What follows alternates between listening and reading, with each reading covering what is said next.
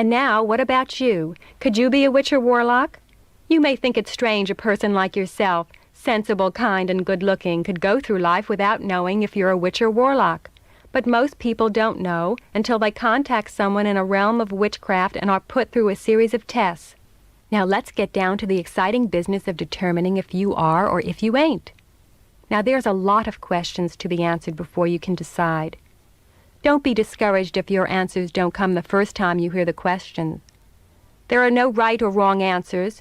You may have to listen 6 or 7 times before your mind can be coaxed to reach back through the years for a piece of the puzzle, but it's worth it. Try listening to this part by yourself, at midnight. The stroke of midnight is limbo. It's the end and the beginning. It's when your mind and your body offers the least resistance.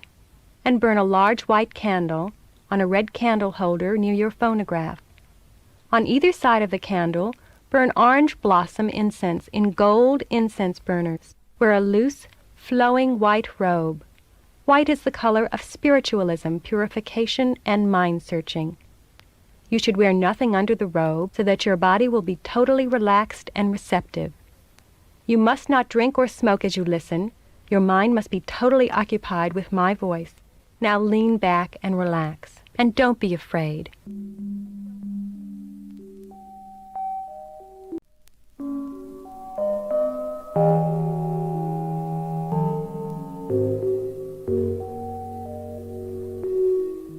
The childhood test is just the beginning. Now that your mind is awakened to your early years, you'll find yourself continuing to probe. But even if you answered all the questions no, don't worry. You might be a late developing witch or warlock, one who didn't exhibit signs until puberty or beyond. So now let the pages turn forward into adulthood. Have you ever experienced ESP?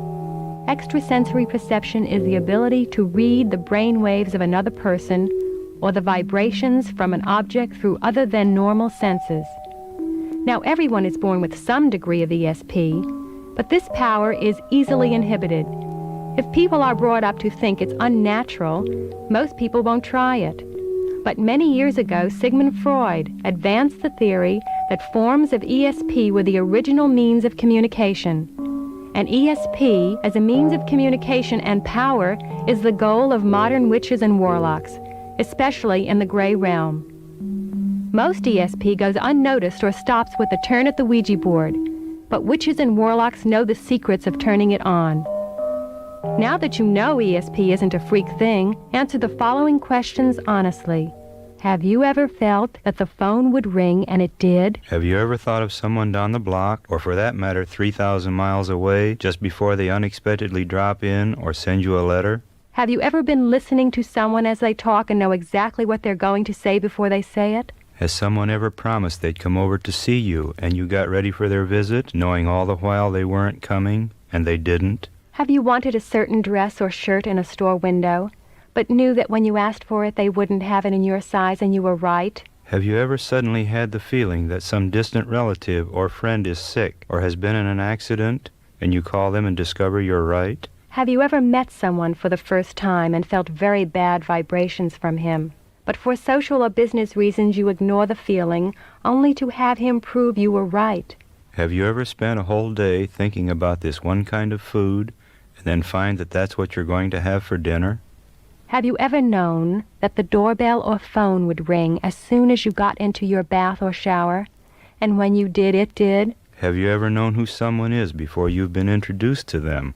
If you answered yes to 7 or 8 of these 10 questions, you've got a lot of ESP working for you. Have you ever experienced psychic phenomena? This is having a dream come true. It's sometimes called dream predicting. Here's a few questions to probe this area.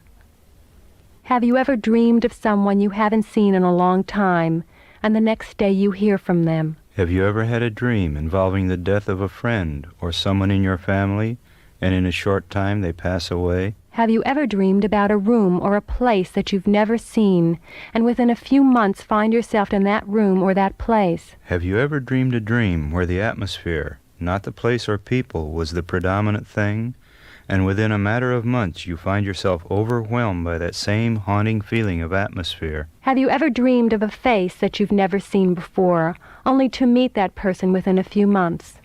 Maybe your dreams were slightly different than how it happened in real life, but if you were able to answer 2 of these questions with a qualified yes, you may have psychic phenomena. Have you recently noticed telepathic powers? Have there been times when you've gone into the shower or turned on your bath and heard voices calling you? In many cases, this isn't your imagination or squeaky pipes, but voices from the other life. If it happens often, and the plumber can't find anything to fix, you can bet someone's trying to tell you something. Voices also project themselves through things like motors, so listen closely. The things I've asked you might have happened to anyone. Only you can determine if you think these happenings are more than a coincidence. And even if they haven't happened to you yet, stay alert to all these things, because they might start tomorrow, and they're all excellent signs of being a witch or warlock.